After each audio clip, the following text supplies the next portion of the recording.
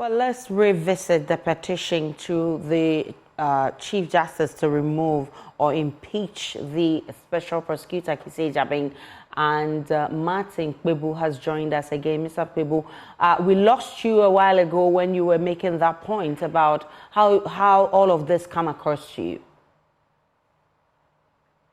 Yes, so Aisha, I made the point that the case is going to hang like a cloud on the Office of Special Prosecutor.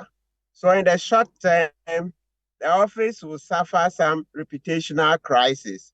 But long term, we hope that Kissi Agyebeng comes out innocent, or maybe it's possible he may even decide to resign, because you can see quite clearly that this petition, it has all the writings of the president on it. I'm telling you that President Akufo-Addo supports this petition. I say so because you see Jean Mensa, who is in office now, there's been a petition or several petitions against her. President Akufo-Addo never forwarded those petitions. Yes, Madam Jean Mensa, the electoral commissioner, there have been petitions for her removal similar to this one. Yet, President Akufo-Addo, under Article 146, Clause 3, did not forward those petitions. Similarly, there were petitions for removals of certain past chief justices. President Akufo-Addo never forwarded those. But look at this Kissi Agyebeng one, he has quickly done it. So it's very clear that this is the handiwork of President Akufo-Addo. This petition is the handiwork of President Akufo-Addo. He's just solidly behind it and driving it all the way through. Why? Because Kissi Agyebeng has shown some independence. That is too much for President Akufo-Addo to bear. You say he's shown a bit of steel, a bit of bone, well too much for President Akufo-Addo. So he wants Kissi Agyebeng removed so that he will get a very malleable person into the office. Because, you know, President Akufo-Addo will be out of office in about 7 months. I am preparing to petition against him, corruption-related offenses. Several other persons will be petitioning against President Akufo-Addo. So he wants the kind of person that he can go to bed and sleep soundly, knowing that that person will have his back. But currently, Kissi Agyebeng doesn't fit that mold. It doesn't fit that part. It doesn't fit that part, that this is somebody who would defend President Akufo-Addo to death. No. And let's not forget, it's not as if I believe Kissi Agyebeng is an angel or he's gotten it all right. No, I am against Kissi Agyebeng for letting off Charles Cedi, former Minister of State at the Ministry of Finance, and Alhaji Mahmoud Bawumia, the MPP presidential candidate and vice president. They were cited in the Anas video, the corruption case in which Edu collected $40,000 and demanded $200,000 for Bawumia as appearance fee. And then they were to take what? 10% fee for getting the bank and getting a banking license for the sheikh. You see, Kissi Agyebeng hurriedly finished investigations on it and closed that docket so that Bawumia will be free to campaign. But that case is not dead. So my point is that, notwithstanding the fact that I have a beef against Kissi Agyebeng for that Edu and Bawumia case, which he let them go, overall, Kissi is okay. Kissi is okay, even more than okay in a Ghanaian context. There are fewer people, or let's say there are few people like him. A lot of people can talk, but they don't have enough muscle. They don't have enough steel to be able to withstand the pressures of the executive. Don't forget, even Martin Amidu himself, he didn't come as far as Kissi Agyebeng in terms of the cases in court and the investigations. Amidu couldn't do as much as Kissi Agyebeng because he couldn't withstand President Akufo-Addo's interferences. But I see that Kissi has done quite a lot. So I believe that, yes, he's not an angel, but at least it's okay. It's okay for now. He can handle this job. And so it is sad that this petition is being filed against him. But let's see how it goes. Welcome back to Joy News Desk. We apologize for that break. And Mr. Kpebu, grateful for your patience. You made the point that all of this petition sends a signal and it looks like the handiwork of the president. Why do you say so? Yeah, so I mentioned that there have been several petitions in the past against office holders who, in order to remove them, you need to go through Article 146. But President Akufo-Addo never presented those petitions. Number one, the publicly available one, is the one against Jim Mensah. Oliver Bakavomawo presented a petition for the removal of Jim Mensah for this SAL issue. That's a Santrofi, Akwafu, Lolobi, traditional areas. The failure of the EC to ensure that they vote in the 2020 elections, right? Till date, President Akufo-Addo hasn't presented that petition, contrary to Article 146 Clause 3 of the Constitution 1992. Yeah, because the Constitution is very clear, and maybe let me read, it helps to emphasize the point. It says that he should forward it. Samson Ladi Ayenini has this famous phrase for it, that the president is just a conveyor belt. So once it lands on his table, he has no discretion. He can't sit on it. He's just to forward it. Yet President Akufo-Addo sat on the petition against Jim Mensah.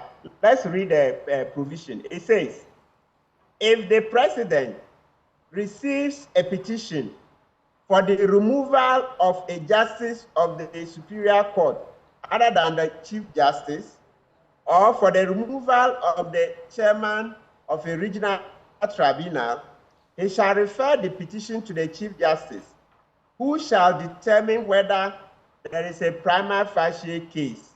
Yes, you hear them saying justice of the Superior Court, etc. But it also applies to the OSP. If you read the OSP Act, Act 959, it says that in order to remove him, you have to follow the procedure in Article 146. So although you don't see his name here, by the Act 959, he also enjoys this protection. So back to the point.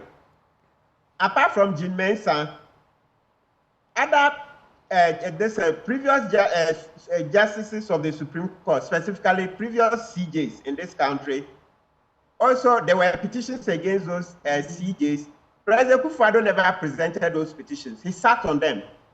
So how come for Kissi Agyebeng, so he has quickly forwarded it? It's very clear that he doesn't like Kissi Agyebeng anymore, because Kissi Agyebeng appears far more independent than Akufo-Addo anticipated. He thought Kissi Agyebeng would be totally malleable, but he's not getting that. He wants somebody who is very malleable and who would defend President Akufo-Addo to death. But Kissi doesn't fit that part. So he wants... This petition, Mr. Kpebu, was sent in by Martin Kpebu, who left for Kissi Agyebeng to take over, and he's raised some issues there. You are not concerned about the issues he raised? Martin Amidu, yes, Venerable Martin Amidu. But I'm telling you that that's the same way other petitions were presented to President Akufo-Addo. But because he liked the office holders, he didn't present the petitions, he sat on them. So once he has let Kissi Agyebeng's own, then it means he is a cheerleader. President Akufo-Addo is a cheerleader for this petition. I'm telling you, Aisha, that's the only conclusion you can come to. Because President Akufo-Addo cannot trust Kissi Agyebeng to defend Akufo-Addo for his corrupt deals when Akufo-Addo leaves office. You know, I've mentioned it already. I'm preparing to present a petition to the OSP against Akufo-Addo for several of his corrupt deals. You see how he padded the Ameri deal.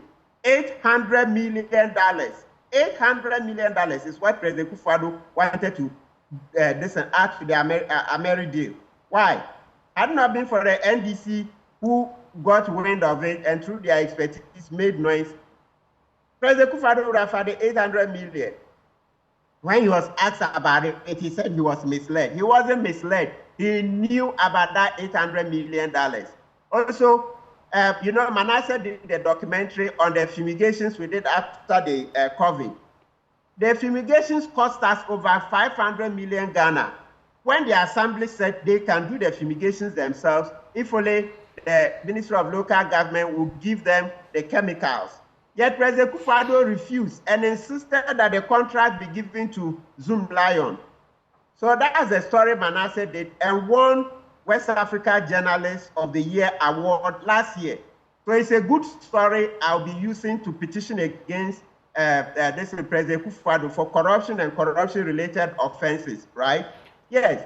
So, and I'm sure other people are already showing teeth that they will also be making complaints against President Akufo-Addo.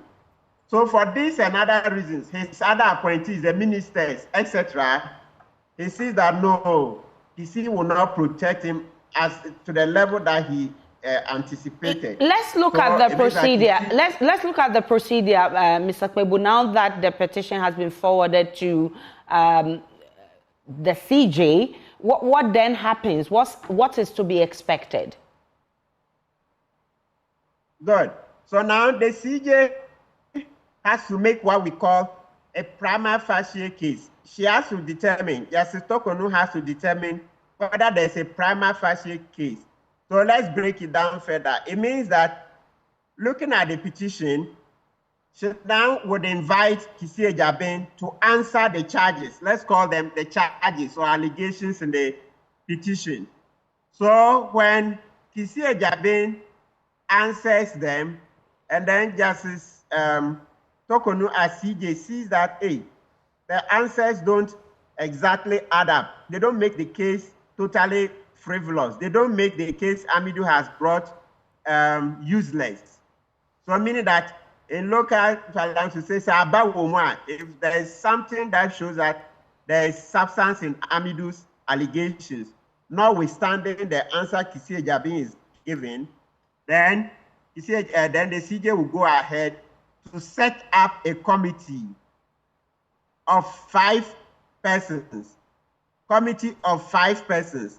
Now, out of this committee of 5, there will be 2 persons appointed by the Judicial Council, and then 3 appointed by the CJ. So that committee will be made up of 5, okay?